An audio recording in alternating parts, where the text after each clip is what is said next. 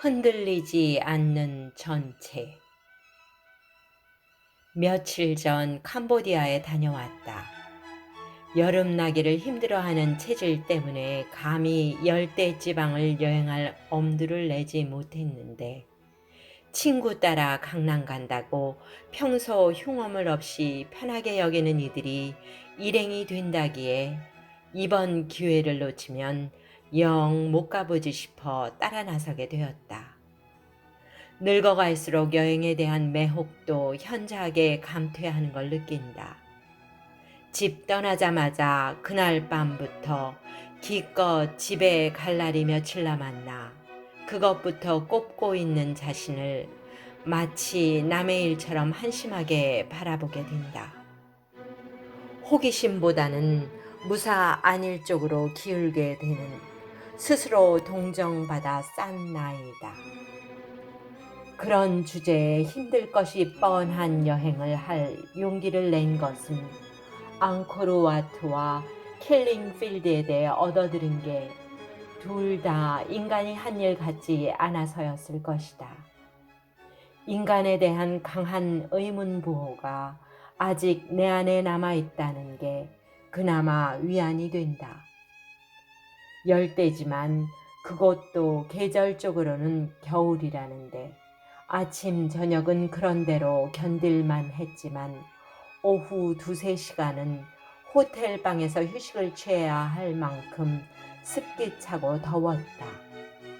운 좋게도 운명적으로 캄보디아 역사와 문화에 사로잡힌 것처럼 보일 정도로 해박하고 열렬한 가이드를 만나 기대 이상으로 많은 것을 보고 느낄 수 있었다. 도처에 열대 식물이 우거지고 색깔 짙은 꽃들이 흐드러지게 핀 가운데도 유난히 부겐빌레아가 눈에 띄었다. 이름 모를 열대 식물 가운데 그 꽃만은 이름을 알기 때문에 반가웠나 보다. 20여 년 전 잠시 인도를 여행한 적이 있는데 거기서 그 꽃을 알게 되었다.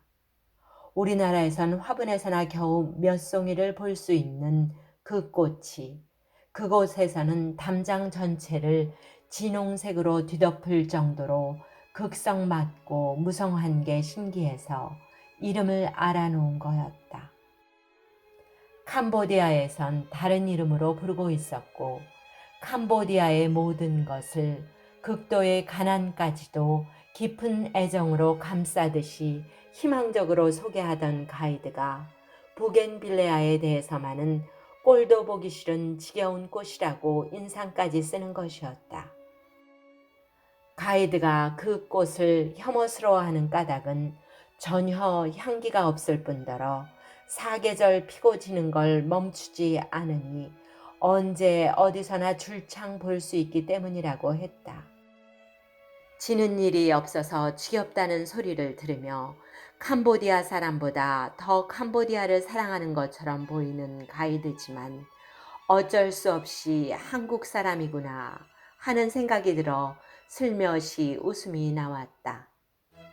꽃 본 듯이 날 좀 보소 하는 말 속엔 지는 꽃에 대한 안타까움이 스며 있다. 안타깝지 않은 게 어찌 사랑이겠는가. 베트남까지 포함해도 일주일이 채 안 되는 짧은 여행이었는데 인천공항에 내리니까 한국은 겨울이라는 게 잘 믿기지가 않았다. 열대에서 입고 있던 옷 위에다 긴 팔 윗도리 하나만 더 걸치고도 별로 추위를 못 느낄 정도로 날씨가 포근한 때문이기도 했을 것이다. 차가 긴 강변북로를 벗어나 구리 쪽으로 접어들었을 때였다. 전지한 가로수가 나타났다. 평소 무자비할 정도로 뭉턱뭉턱 전지한 가로수를 꼴보기 싫어했는데 하나같이 박수근이 그린 겨울나무들이 거기 나와 서 있는 것처럼 반갑고 정겨웠다. 전지한 가로수들이 그렇게 잘생겼다는 걸 그날 처음 알았다. 우리 마당의 나무들은 하나도 전지를 안 해주었다. 다들 제멋대로 자라고 있다. 작은 소나무 두 그루만 빼면 텅 빈 것처럼 황량하고 을씨년스러운 마당이다.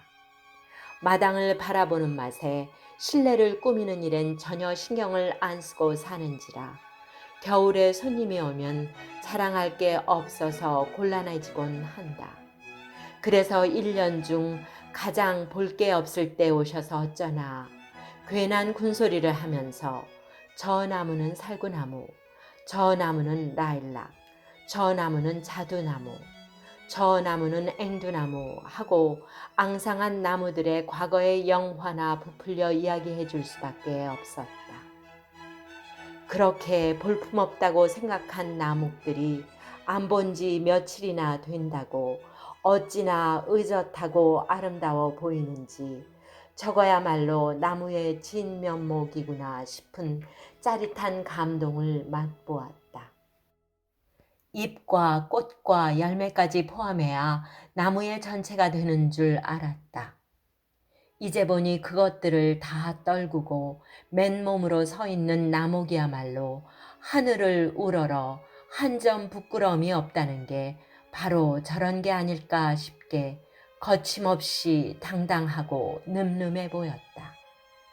나무의 맨몸의 아름다움에 비하면 꽃이나 잎은 한낱 가식이나 방편에 지나지 않은 것처럼 부질없게 여겨졌다. 사람도 만일 일생 쓰고 살던 위선이나 허위를 떨쳐버릴 수 있다면 무엇이 남을까? 남는 것이 과연 있기나 할까? 며칠 전에는 밤에 눈이 조금 오고 나서 새벽에 기온이 급강하했다. 우리 마당의 나무들도 앞산의 나무들도 메마른 가장귀마다 눈꽃이 피어 황홀한 별천지를 연출했다. 기온이 뚝 떨어지면서 가지마다 수증기가 희게 얼어붙어 생긴 눈꽃은 마치 나무가 스스로 피워낸 꽃처럼 섬세하고 순결하다. 그러나 환상적인 은빛 세상은 한나절을 못 버티고 능선을 따라 봉우리 쪽으로 총총히 올라가 버리고 마을과 숲의 나무들에는 흔적도 안 남겼다. 그러나 그게 조금 더 섭섭하지 않았다. 당분간은 아무것도 걸치지 않은 간결한 나무의 진면목에만 매혹당하고 싶다. 오늘은 어제 일기예보에서 알려준 대로 바람이 제법 부는 날이다. 어디선지 검은 비닐봉지가 죽은 새의 깃털처럼 날아왔다가 담 밑에서 시름없이 뒤채고 있고 밤나무 숲에서도 작년에 미처 다 떨구지 못한 나뭇잎들이 불안에 떨듯 와삭거리고 있다. 그러나 잎을 다 떨군 우리 마당의 살구나무는 하늘을 향해 쭉쭉 뻗은 가장귀들이 미동도 안 한다. 저 나무가 하루도 같은 날이 없이 변화무쌍하던 그 나무일까? 만개했을 때에는 온 동네를 바람나게 할 것처럼 향기롭고 화려하던 꽃. 누런 살구를 한 가마니도 더 떨구던 그 다산성. 미풍에도 오묘하게 살랑이던 무성하고 예민한 잎새들.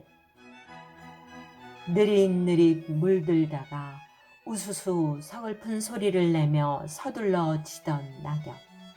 그런 것들이 과연 저 나무가 한 짓이었을까? 믿기지 않으니 혹시 저 나무가 꾼 꿈이 아니었을까? 살구나무 옆에 올망졸망 작은 나무들도 흔들림이 없긴 마찬가지다. 한때는 제각기 영화로웠던 나무들이다. 한때의 영화는 속절없이 가버렸고 속절없이 가버린 것은 나의 군더더기일 뿐 전체는 아니라고 주장이라도 하듯 마지막 남은 전체는 한 점 흐트러짐도 흔들림도 없다. 나무를 담고 싶다.